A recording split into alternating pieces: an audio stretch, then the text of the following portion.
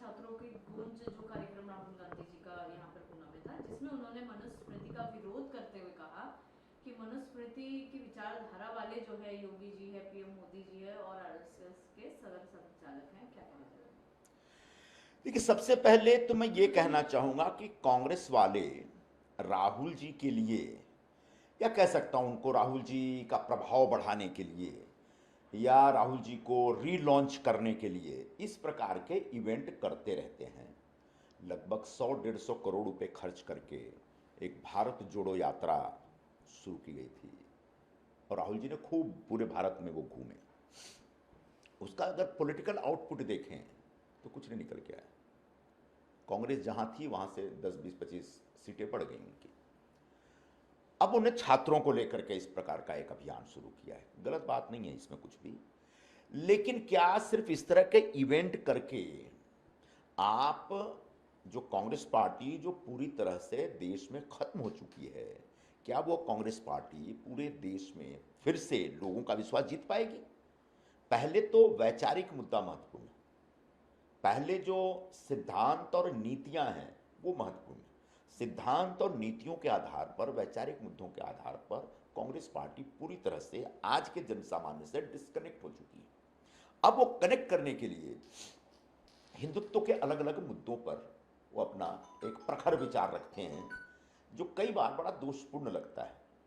मनुस्मृति की बात आप करें, मनुस्मृति जैसी बहुत सारी हमारे पास पुरानी जो व्यवस्थाएं हैं, हमारे पास पुराण हैं, उपनिषद है, वेदों में बहुत सारी बातें लिखी गई हैं, लेकिन वो उस दौर के रेफरेंस के आधार पर लिखी गई थी। हिंदू समाज की सबसे बड़ी ताकत यह है कि इसने अपने आप में लगातार सुधार किया है।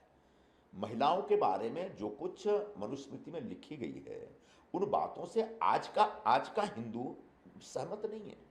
एक जमाने में इस प्रकार की बातें कही गई थी, लेकिन धीरे धीरे हमने अपने आप को सुधारा और अपनी जो कुरीतियां थीं, चाहे जो बुरे विचार थे, जो जिसका दुष्प्रभाव समाज पर पड़ रहा था, उसको हमने स्वयं बदला है।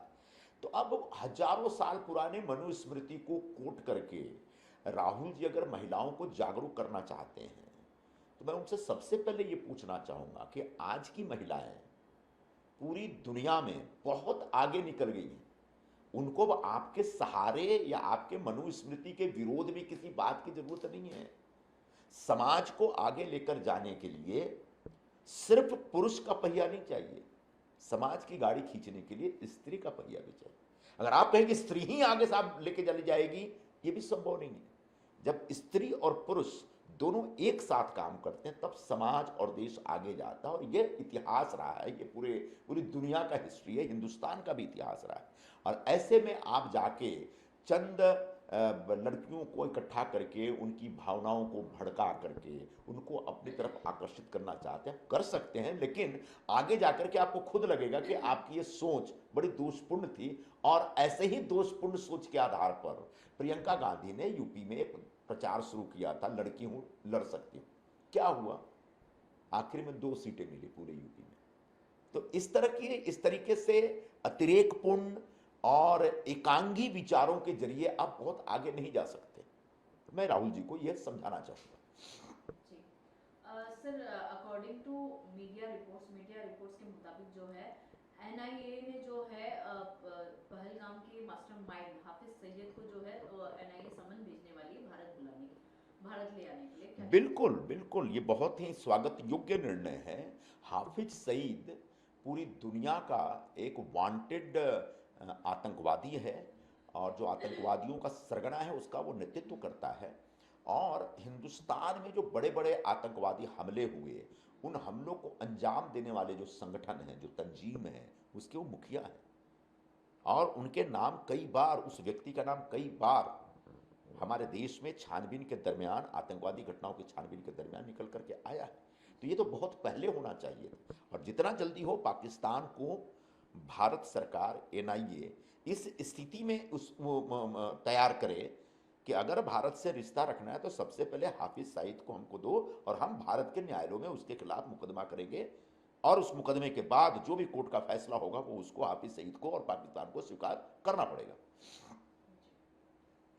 सर, पश्चिम बंगाल के मुख्यमंत्री शुवेंदु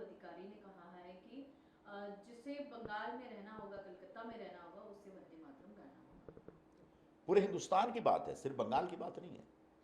अगर हिंदुस्तान में रहना है तो वंदे मातरम गाना ही पड़ेगा आपको। और जिन लोगों को वंदे मातरम जैसे पवित्रतम राष्ट्रगीत पर ऐतराज है, वो दरअसल हिंदुस्तानी नहीं है, भारतीय नहीं है, उनके दिलों में भारत की आत्मा नहीं है। वंदे मातरम एक ऐसा राष्ट्रगीत है जिसे हमारे स्वतंत्रता सेनानियों ने अंग्रेजों के खिलाफ लड़ाई लड़ते समय चुनौती लेकर के गाया, उसका जयघोष किया। अंग्रेजों ने वंदे मातरम गाने की सजा के तौर पर हमारे बहुत सारे स्वतंत्रता सेनानियों को फांसी की सजा दी थी। और ऐसे स्वतंत्रता सेनानी जो शहीद हो गए, उनकी शहादत का सम्मान करने के लिए और भारत की आज़ादी की एक समृद्ध परंपरा है उसको सम्मान देने के लिए आपको वंदे मातरम गाना ही पड़ेगा, और पूरा गाना पड़ेगा। अब वंदे मातरम कोई एक अनौपचारिक किस्म का राष्ट्रगीत नहीं है।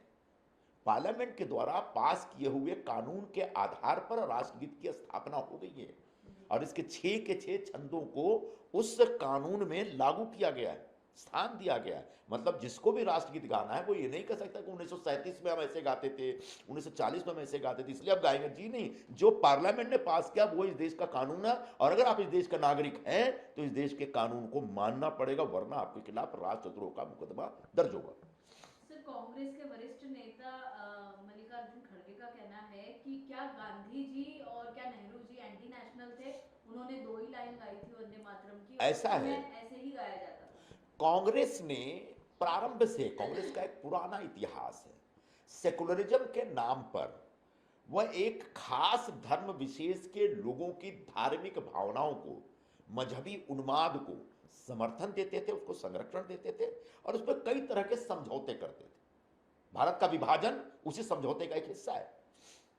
तो जब वंदे मातरम गीत बंकिम चंद्र चट्टोपाध्याय जी ने लिखा और उसके बाद बंगाल से निकल के पूरे देश में एक बहुत बड़ा जयघोष बन गया, तब जो कट्टरपंथी मुसलमान थे उन्होंने इस पर ऐतराज किया, और कांग्रेस पार्टी ने, जिसका वो एक कैरेक्टर रहा है, समझौतावादी रुख अख्तियार करते हुए उसके 4 स्टेंजा को निकाल दिया और सिर्फ 2 छंद गाने का आग्रह रखा।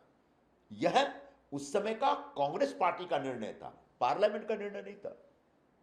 देश आजाद हुआ, एक सार्वभौम पार्लियामेंट स्थापित हुई, संसद स्थापित हुई, और संसद को कानून बनाने का अधिकार है, और संसद ने अब कानून बनाया हुआ है, और कानून से ऊपर गांधी जी या नेहरू जी या सुभाष चंद्र बोस भी नहीं है। आजाद देश का कानून सर्वोपरि है। बस हो गया, अब इससे कुछ चलाएगा नहीं रे। नहीं सर है। और एक मल्लिकार्जुन खड़गे जो है कांग्रेस के नेता, उनका ये भी कहना है कि पीएम मोदी जी दिमागी नक्सल की बात करते हैं। क्या हम सब दिमागी नक्सल है, और अगर है तो आपने क्या किया है भारत के लिए? आप पहले ये बताइए। इस तरह कांग्रेस अध्यक्ष मल्लिकार्जुन खड़गे एक बोगस आदमी है। वह हिंदू विरोधी है, और तथाकथित तौर पर दलितवाद के नाम पे सिर्फ अपना पेट भरता है। वो सिर्फ अपनी तरक्की के ऊपर ध्यान देता है। उस आदमी ने देश के लिए कुछ नहीं किया, कर्नाटक के लिए कुछ नहीं किया, और दलितवाद के नारे के आधार पर गांधी परिवार की चापलूसी कर करके कांग्रेस का अध्यक्ष बन गया। और ऐसे व्यक्ति को भारत के यशस्वी प्रधानमंत्री श्री नरेंद्र मोदी से सवाल पूछने का रत्ती भर अधिकार नहीं है। जिस आदमी के नेतृत्व में कांग्रेस पार्टी लगातार हार रही हो, जिस व्यक्ति के नेतृत्व में, अध्यक्षता में कांग्रेस पार्टी पूरी तरह से हिंदुस्तान से डिस्कनेक्ट हो गई हो, ऐसा व्यक्ति महज दलितवाद के नाम पर अपनी राजनीति चमकाने में लगा है, जो कि कांग्रेस के लिए बहुत भारी पड़ेगा। सर, कांग्रेस ने जो डिसाइड किया है वंदे मातरम की 2 लाइन गाने का, सीडब्ल्यूसी ने डिसाइड किया है, उसे लेकर बीजेपी जो है लगातार विरोध कर रही है और कह रही है कि राष्ट्रीय गीत के साथ कोई समझौता जो है हमें मंजूर नहीं। कांग्रेस पार्टी ने 1937 के उनके अपने एक प्रस्ताव को दोहराते हुए हाल के दिनों में अपनी कार्य समिति में एक और प्रस्ताव पारित किया है, और संसद द्वारा पारित कानून को ठुकराते हुए, उसको फेंकते हुए अपना कानून बनाया है। सीडब्ल्यूसी कांग्रेस पार्टी की एक पॉकेट संगठन है। वो भारत में संसद से ऊपर नहीं है, भारत में उसका कोई कानूनी दर्जा भी नहीं है। और ऐसे सीडब्ल्यूसी को भारत के किसी कानून को चुनौती देने का रत्ती भर अधिकार नहीं है। उनको पूरा वंदे मातरम गाना ही पड़ेगा, और अगर बहुत ज्यादा जिद करेंगे तो कांग्रेस पार्टी की जो बची कुछ शाख है वो भी नष्ट हो जाएगी।